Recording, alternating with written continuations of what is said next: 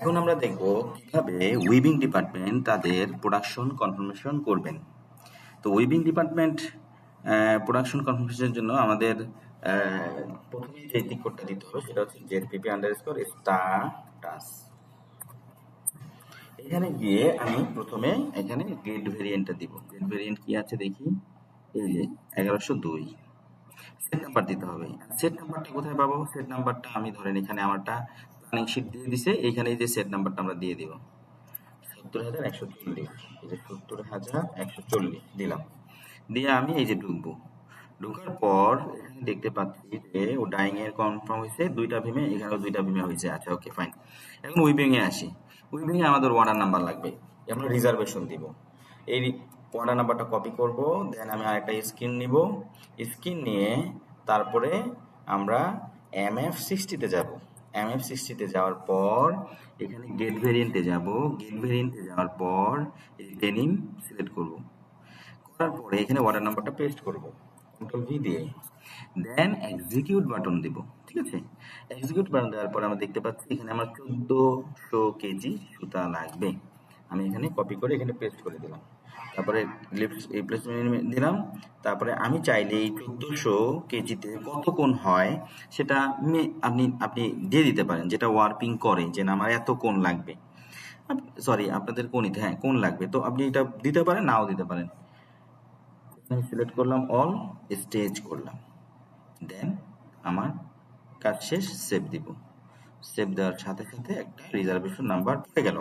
এটা আমরা কপি করে রাখলাম, বা মনে রাখলেও হবে। ঠিক আছে, ধরেন এটা রিজার্ভেশন নাম্বারটা এনে রাখলাম। এখন স্টোর কি করবে? স্টোর এই রিজার্ভেশন নাম্বারের এগেনস্টে আপনাকে প্রোডাক্ট ইস্যু করে দিবে। তো প্রোডাক্ট ইস্যু করবে সেটা আমরা না দেখি, এটা স্টোরের কাজ। এখন আপনার কাজ কি? এখন জাস্ট আপনি কি করবেন, CO11N যাবেন। CO11N গিয়ে প্রোডাকশন কনফার্মেশন দিবেন। এখানে কিন্তু অর্ডার নাম্বার লাগবে। তাহলে অর্ডার নাম্বারটা কোথায় পাবো? ওই যে এখানে আমাদের যে রেজিস্টার আছে, এই সেটের এগেনস্টে এই অর্ডার নাম্বার। এখানে অর্ডার নাম্বারটা দিব, এন্টার দিব। আমাকে ইনচার্জের নাম চাইছে, ইনচার্জের নাম ধরেন ABC, অপারেটর নাম XYZ ফর এক্সাম্পল।